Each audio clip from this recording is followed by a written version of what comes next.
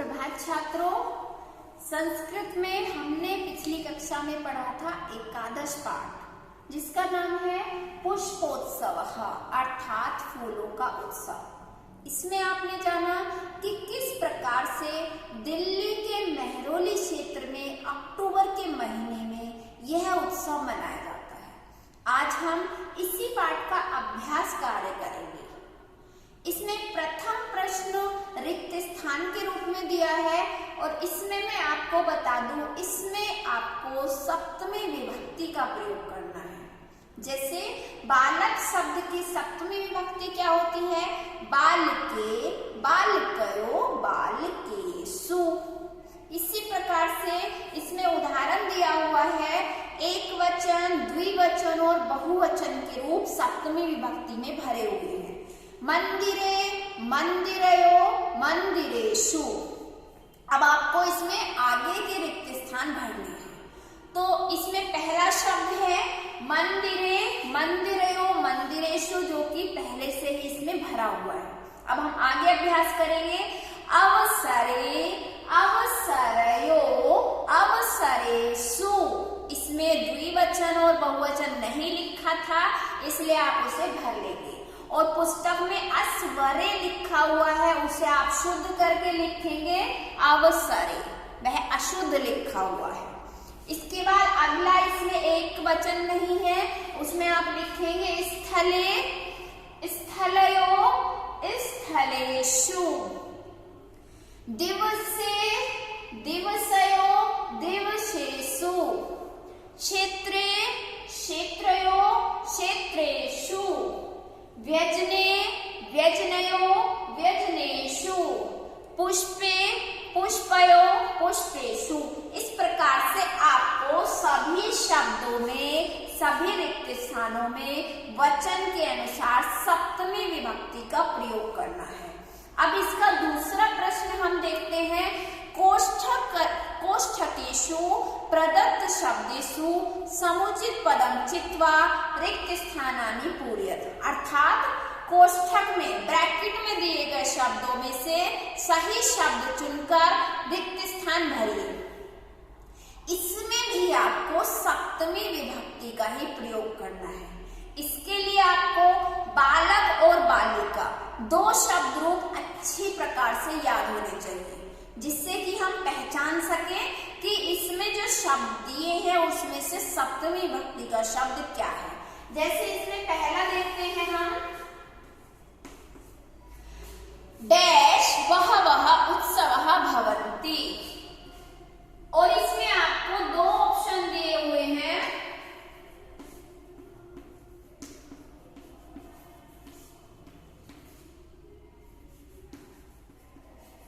इसमें आपको दो ऑप्शन दिए हुए हैं। पहला है भारतम और दूसरे भारती। तो बच्चों, भारतम क्या सप्तमी विभक्ति होती है? नहीं। जिस शब्द में म हो वहां सप्तमी विभक्ति नहीं होती, द्वितीया होती है। तो आपका सप्तमी विभक्ति का शब्द है भारती। कभी कभी हमें सही उत्तर पता नहीं होता, तो पहले हमें अशुद्ध उत्तर ढूंढ लेना चाहिए। जैसे अगर आपको सप्तमी विभक्ति नहीं आती है तो आप द्वितीय विभक्ति का उसमें प्रयोग देखेंगे। भारतम, भारतम द्वितीय विभक्ति होती है, इसलिए आप उसमें उसको हटा करके सप्तमी का प्रयोग करेंगे, भारते। अगला वाक्य देखेंगे, डैश मीनाः वसंती। अब इसमें भी वही तरीका आपको करना है। सप्तमी विभक्ति का शब्द है इसमें सरोवरे, क्योंकि सरोवरात पंचमी है, उसका प्रयोग ना करके क्या लिखेंगे? सरोवरे। जनाः डैश पुष्पाणि अर्पयन्ति। इसमें भी आपके पास दो शब्द दिए हुए हैं, मंदिरेन और मंदिरे। एन कहाँ आता है? तृतीय विभक्ति में आता है, इसलिए आपको सप्तमी का प्रयोग करना है और सप्तमी का शब्द है मंदिरे। अगर आप इसका सरल तरीका देखना चाहें तो पुल्लिंग आती है। जैसे मंदिर से मंदिरे, बालक बालके, छात्र छात्रे, सरोवर सरोवरे। और स्त्रीलिंग में याम आता है, जैसे सीता सीतायाम, गीता गीतायाम, शाला शालायाम, बालिका बालिकायाम। बालिका के शब्द रूप आप पहले भी याद कर चुके हैं। अगला शब्द इसमें खगाः डैश निवसन्ति। इसमें शब्द है आपके नीडानी, बहुवचन शब्द है प्रथमा विभक्ति का नीडम नीडे नीडानी, और नीडेशु सप्तमी का बहुवचन है। जैसे अभी हमने देखा यहाँ पर दिवसे दिवसयो दिवसेषु, ऐसे ही नीडे नीडयो नीडेषु। छात्राः डैश प्रयोगं कुर्वन्ति। इसमें आपको दो शब्द दिए हैं, प्रयोगशालायां, प्रयोगशालायाः। स्त्रीलिंग में मैंने आपको बताया था याम का उच्चारण करते हैं, इसलिए यहाँ आएगा प्रयोग शालायां।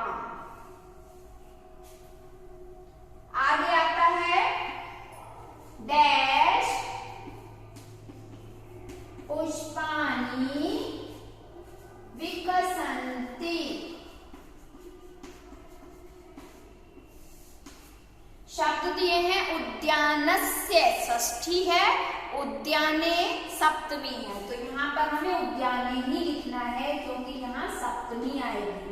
सप्तमी का प्रयोग करते हैं हम में और पर के लिए, अर्थात जिन वाक्यों में हमें में और पर का प्रयोग करना है, जैसे सरोवरे मीनाः वसन्ति, तो यहाँ पर सरोवर में मीना अर्थात मछलियां रहती हैं।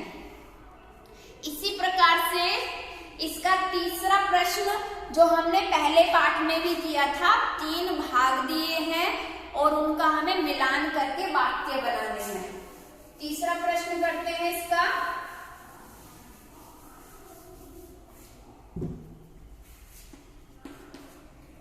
वानराः।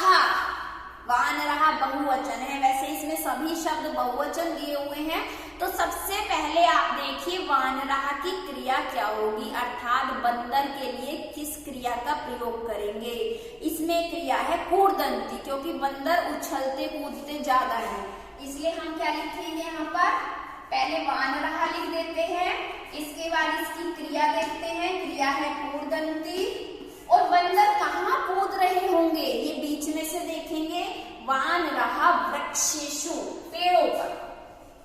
इस प्रकार से आपका वाक्य शुद्ध हो जाएगा अगर आप पहले कर्ता और उसके बाद क्रिया का प्रयोग करके तब आप उसका कर्म देखेंगे तो वाक्य बिल्कुल शुद्ध रहेगा। अगला है सिंहाः। सिंहाः, शेर क्या करते हैं, दहाड़ते हैं, गरजते हैं, कहाँ, वन में। सिंहाः वनेषु गर्जन्ति। इसके बाद मयूराः, मोर क्या करते हैं, मोर किस लिए प्रसिद्ध हैं, नाचने के लिए, इसलिए नृत्यन्ति। कहाँ नाच रहे हैं, जहाँ हरियाली होगी, तो कहाँ आएगा ये, उद्याने। मयूराः उद्याने नृत्यन्ति। अगला शब्द मत्स्याः। मत्स्याः अर्थात मछलियां। मछलियां क्या करती हैं, तैरती हैं।